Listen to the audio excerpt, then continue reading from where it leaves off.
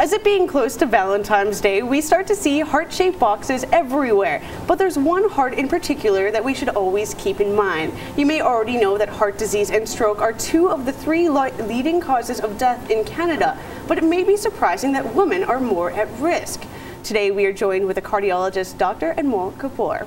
Thank you so much for joining us today. So before we get into the details of heart disease and stroke, can you tell us a little bit about who you are, where you came from? Okay, thank you so much for having me here.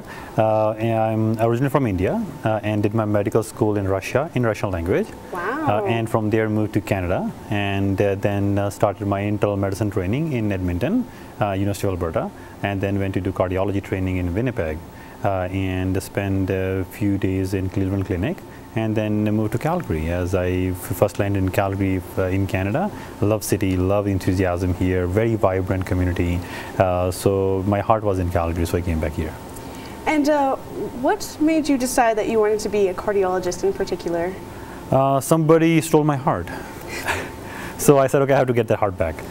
So I started becoming a cardiologist, I had to find out. And when I was looking into it and found there are so many other hearts are broken, so need those hearts to be fixed. So learn about it, and it's not the same when we share on Valentine's Day, the same heart-shaped thing, but the heart looks different. I said, well, those things don't match. The picture they taught us in when we grow up, we see in TV, but the real-life heart is not the same.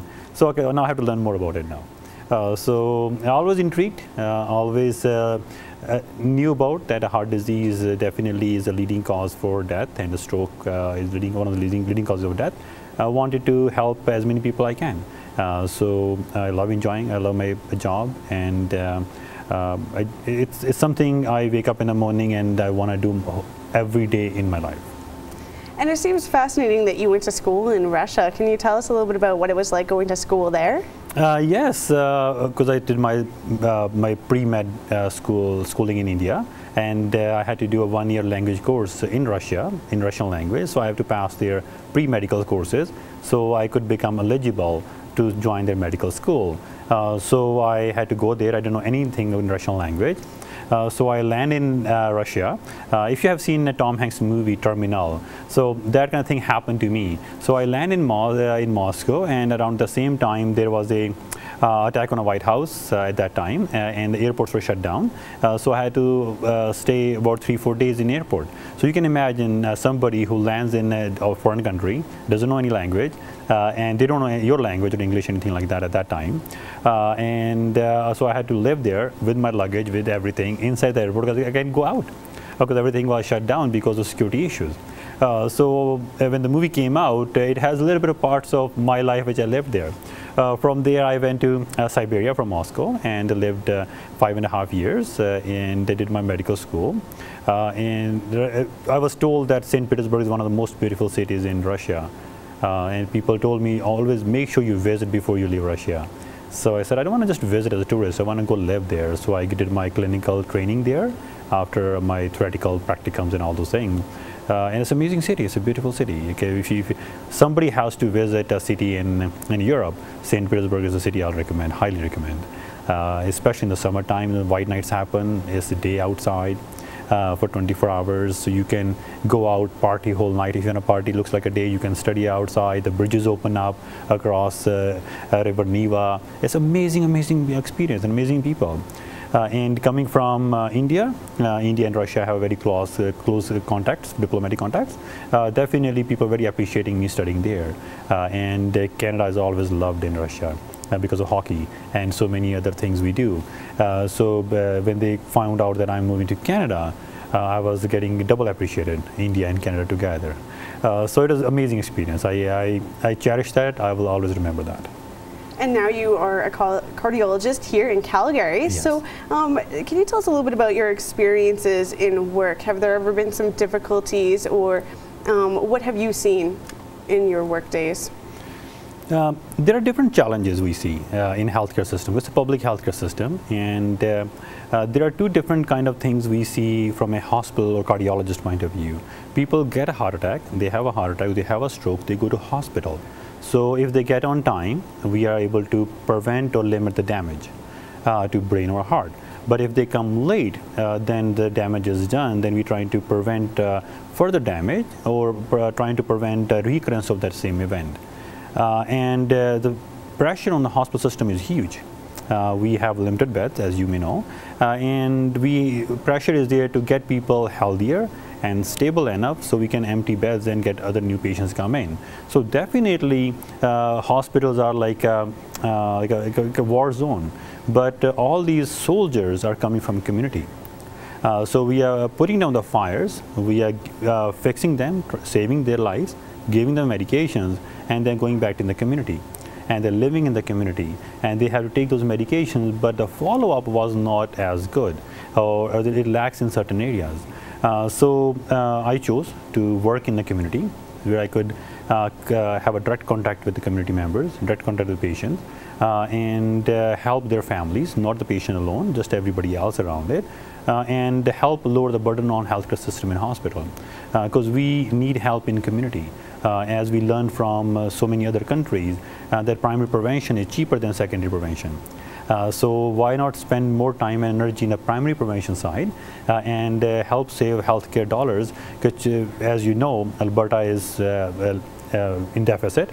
Canada is maybe in deficit nationally. So definitely we have to save those precious dollars. So that's why we need to spend money and time in the community, educate everyone, have a healthy lifestyle, have an exercise routines, and also don't only teach. Also, doctors should be also acting on it and be a role model in the community.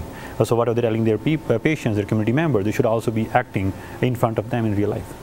Absolutely. And so you have 2 programs going on, well, particularly Dil Walk, and you also have a hashtag going around in the community, 21-day exercise, is that right? Yes. So can you tell us a little bit about how getting involved with social media is helping the community, and how your foundation, Dil Walk, is really impacting lives to prevent heart attacks?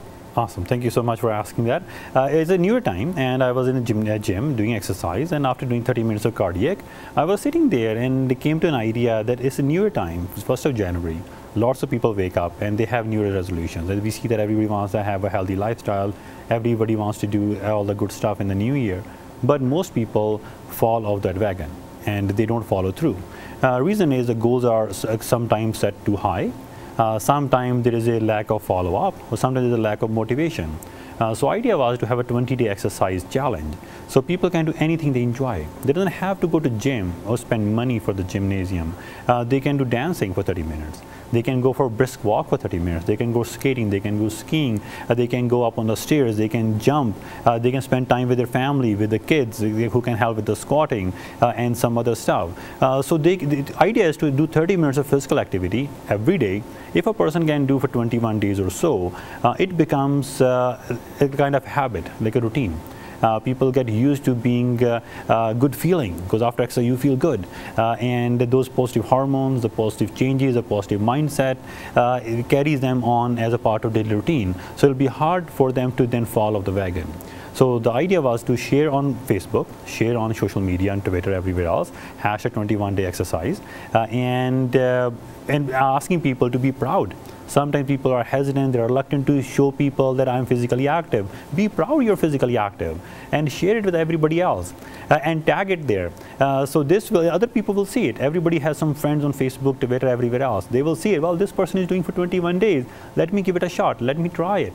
So there's no set deadline. Just do it. Just whatever you enjoy it. Do it for 21 days, and hopefully that becomes a habit, which is a higher chance, and it'll help lower the risk for heart disease and stroke.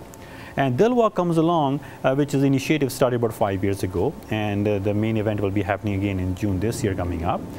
We are realizing the South Asian community is a fastest growing community in Canada, South Asian people from South Asian descent, and they are 3 to 5 times higher chance for having a heart attack than anybody else in Canada or US or in Europe. It's just not because of some dietary issues. Other people may have also dietary issues. There's something else missing, something genetics, something maybe lack of exercise, maybe not getting adjusted to environments in Canada, maybe the weather, they're getting afraid, the language barriers, maybe the healthcare system is not able to reach out to them. there is a failure there. So definitely there's a huge gap in the healthcare system, and as mentioned, the primary prevention is cheaper than the secondary prevention. So idea is to reaching out to the community and inviting them free of cost, come to annual events. And there they'll be getting educated about heart disease, diabetes, high blood pressure, stroke, and all those things. And then we give them all the resources. We do testing of some of those things, and we also educate them. We have volunteers who come there. We have doctors, other health professionals who come there, devote their time. Everything is free. People come in there, they get to know about it, all the risk factors in different classroom setting. Then they go to gymnasium. Then everybody dances, everybody laughs, because laughter is the best medicine. And when you laugh, other people laugh. Other people smile with you, so your blood pressure slightly goes down. You feel good about yourself, you feel good about everybody else. So then I dance with them, I laugh with them, tell them I'm not different than them among themselves, because I'm also human. I may also have a heart disease. So they're also helping me, because they're motivating me also both ways. So people come in, then we all go for a walk after that, and we feed them with a healthy food, and it's always free of cost. There's no registration fees, nothing is charged to anyone. And last year we had about 1,100 people in Calgary showed up, and about 300 or 400 people in Edmonton showed up at Greater Hospital when we did the Dilwalk event. So there are many things that are going on, and now this foundation is official charity, so any donation can be tax deductible. And soon there is a collaboration going on with the University of Calgary trying to promote research now. So now we created awareness. We want community to be aware of it, doctors to be aware of it. Now the next step is why there are 3 to 5 times higher chance of heart disease. What else can we do? How we can address this developing world issue in the developed country. So we have these developing people from developing countries in Canada. They have unique issues, but they're Canadians. So we need to address those issues. They are also part of our Canada. We have to help them. So this way the whole Canada becomes healthier and happier. Fantastic. And so what do you see, for my last question, what do you see, I guess, the heart disease and stroke being prevented in Canada in the next 10 years? I think there is more resources needs to spend in primary prevention and education. Government needs to promote physical activity. There should be a positive reinforcement. Definitely sometimes they do tax deduction for gymnasiums and some other lifestyles, but there needs to be more resources spent on promotion. If you're taking small chunk of money from a secondary care point of view, if you can spend some more money in the primary prevention, we can help lower burden in the healthcare system. So government needs to spend on that. And we are getting better and better in making people live longer from a heart disease point of view, heart attacks point of view. But strokes are still killing a lot of people. If somebody would ask me personally, Dr. Kapoor, what would you want, heart attack or a stroke?